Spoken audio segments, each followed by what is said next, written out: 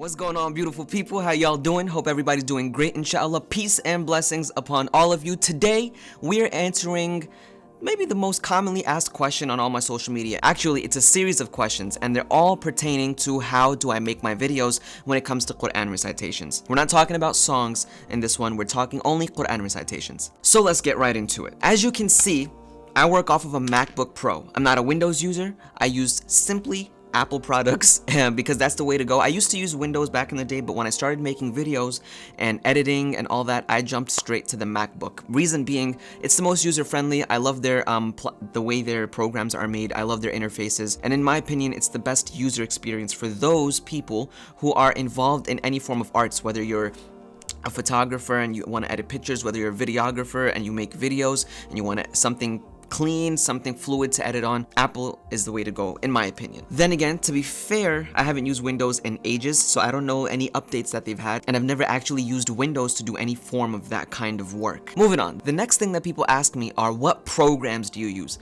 Now, when it comes to Quran recitations, I used to use GarageBand, but now I use Logic Pro because not too long ago, the GarageBand that I was using, it was an older version, it all crashed in Ramadan actually, and now I use Logic Pro. So if you heard Surah Al-Waqi'ah and any new Quran recitation on my Instagram, I believe there's only one or two right now, those were recorded on Logic Pro X. Now, Logic Pro is a $200 software, so if you plan on recording Quran with the same software that I use, it will set you back $200, and so be ready for that. And that takes care of what I record my Quran recitations on. Moving on. What do I edit and make my videos on? The program that I use to make my videos and what I edit on is Final Cut Pro X. I've been using Final Cut Pro X for the last 3 years easily. Before that, I started off with iMovie, grew very old. I got really tired of iMovie because you're limited with your creativity and there's only so much that you can do when it comes to like layers and things of that sort. I love Final Cut Pro because it's like iMovie on steroids. My creativity is not diminished, it's not restricted, and I'm able to do whatever it is that I want to do in that program. Adobe Premiere, I like Adobe Premiere, but in general, I feel that when it comes to user friendliness, Final Cut Pro X is far better than Adobe Premiere. However, the con to that is I feel that in Adobe Premiere you can do a lot more. Both programs are professional. If we're talking about YouTube videos and things of that sort, if you're an indie filmmaker, that's what you would use. I choose to use Final Cut Pro X. Now, same like Logic Pro, Final Cut is also $200. So if you buy Final Cut Pro X on your MacBook, you will be putting yourself back another $200. And just from the programs, that's $400, okay? When it comes to making content, it gets like that. So $400 just for the programs, and we haven't even started talking about the equipment yet. Now, what is my process for going from A to Z for recording a new Quran recitation, maybe just for Instagram, a 1-minute video, right? Here we go. Firstly, I will make wudu before I start recording because that is something that is important to me.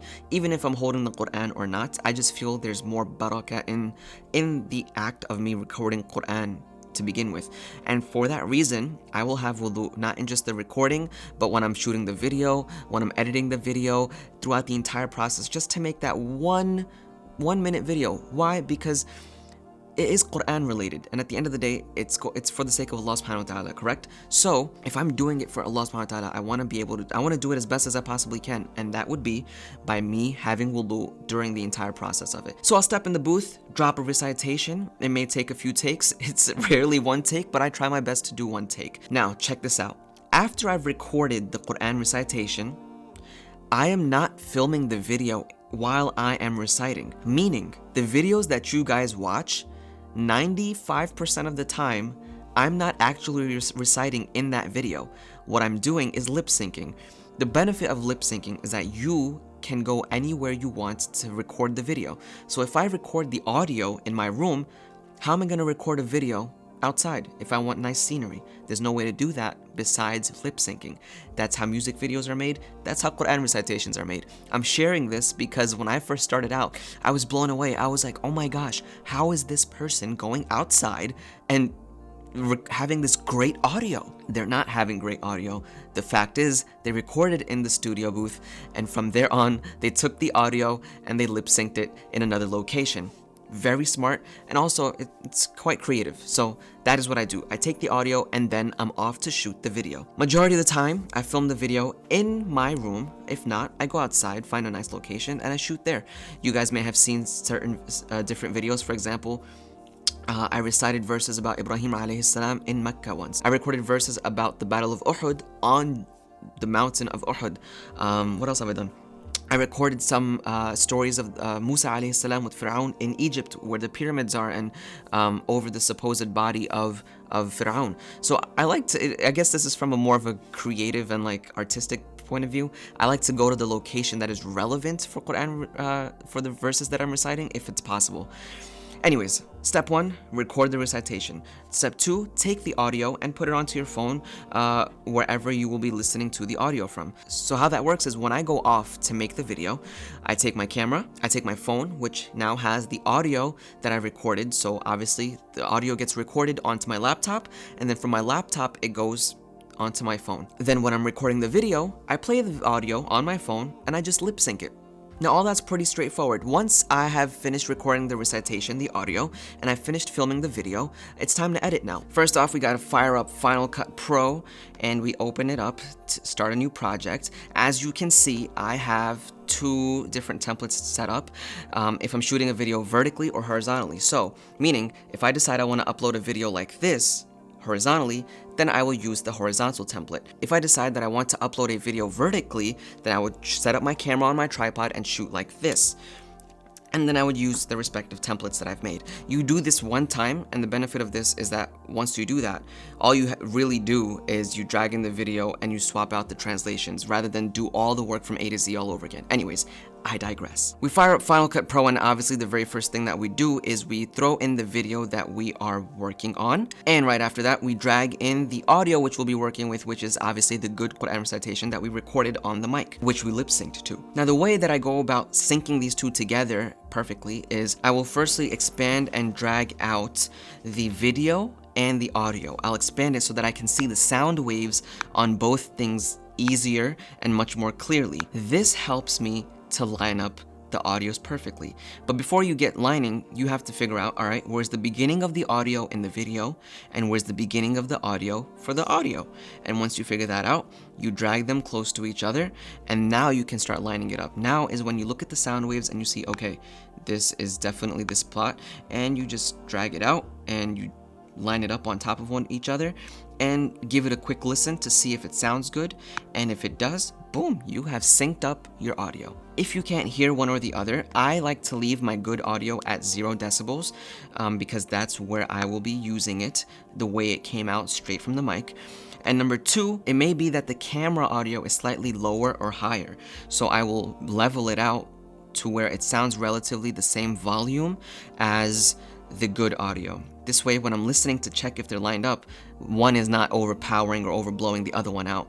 And I know that, okay, it sounds good. My voices from both places are linked up properly. All right, now that your audios are linked up to each other, are synced, are in sync, are playing together. Once you've done that, you can get rid of the audio from the camera. You don't need that no more. That's trash, okay? And you just completely just turn it all the way down, and now you are only using the good audio. After I've done that, the next thing I do before I do anything else is I color grade. What does that mean? Now, when I shoot video, I shoot raw. Raw means when it comes out of the camera and I stick it into my laptop, the video that I shot is slightly flat. It may be dull in color. It may not have that great depth, or it may be very low on contrast. It just looks dead. We shoot in RAW so that when we edit the colors of the video, they are as natural and as real as possible, and it gives us more flexibility to edit the colors as best as we possibly can, just like in photography. So the very first thing I do after I drag in my video and audio and after I've synced up my audios is I color grade. I prefer the more cinematic look, and in my opinion, the way it looks more cinematic-y is I don't have it too high in contrast, meaning it's not too punchy. I lean towards the more warmer side of my video, so I'll give it a more warm color, and you may like a colder color, like a more bluish. I like that warm brown, yellow, orange type of feel, and obviously your color grading will depend on the environment that you shoot in, but in general, I always color grade mine to look slightly warmer. And if we look at a before and an after a few times, you'll see the difference in how the video looked straight out of the camera and how it looks once I've color graded it. Oof, such a big difference. I like it. Moving on. Now that I have done all those things, I've done color grading. Number 4, what I do is I start cutting. Let's say in the beginning of the video, I'm fooling around, I'm making goofy faces, and maybe at the end of the video, I just sat there for too long, you know? I trim the video to as long as I want it to be. Since we are talking about 1-minute recitations for Instagram, I will cut down from either end all the stuff that I don't need, and now you can trim. If you trimmed before, in this case it doesn't matter, but let's say you had to make trims in between the recitation, in between the video, then you would have had to color grade every video individually, and then you would risk each video clip where you cut not looking like the previous clip or the next clip. So to avoid that, we color grade the entire video clip and then we start trimming, okay? And lastly, once you've done that, at this point your video is pretty much the length it's going to be, and it looks the way it's going to look, okay? Now you start adding the translations. Now what you can do, the text box that you see on the bottom or wherever you may place the translation, it's called a lower third. You would just drag a lower third onto your video, and instead of listening to where each verse is, let's say there's 10 verses in this recitation, right? Instead of dragging a lower third 10 times onto your video, and measuring it out where the verse finishes and the next one starts, what I do to save time and a whole lot of work is I just drag it onto my video once. I drag it out for the entirety of the recitation. I throw my headphones on and I listen to see where each verse ends and starts. And wherever that happens, I just cut it. It'll take me like a minute. And once all the cuts are done, now all my texts are pretty much laid out, and the only thing I have to do is now type in the translation. And to save time, rather than me actually typing it out, what I do is I'll go to Quran.com, because it's Sahih International and everybody agrees with that, even though it's not my most favorite translation. I'm not a huge fan of it, but because it's Sahih International, I use Sahih International. I'll copy it and I'll just drag it, and because my lower thirds are already cut into place with the verses, once I drop in the correct translation for each verse, my video is done. All I do now is I export it, and that's it. Simple. And that's pretty much it. That is how I make my 1-minute Quran recitation videos. These are questions that I get asked the most. So I wanted to answer these questions quick, keep the video short. I don't know how long it came out, but I'm sorry if it was too long. If you guys like these things, if you like videos like this tutorial, like behind the scenes, how I make my stuff, you know, things of that sort. If you like videos like that, let me know in the comments below and I will do more. Let me know what you want to see. If you have any more questions, drop them in the comments and I'll make those videos. Let's get it done. Thank you so much for taking the time to watch this video. If you haven't already, please, it will mean a lot if you dropped a massive thumbs up and you also subscribed if you haven't already. And of course, inshallah, I'll see you in the next video. Don't forget to smile. I didn't smile a lot in this video. It's okay. I'm smiling now. Don't forget to smile and stay humble. Take it easy. Don't sweat the small stuff. Peace.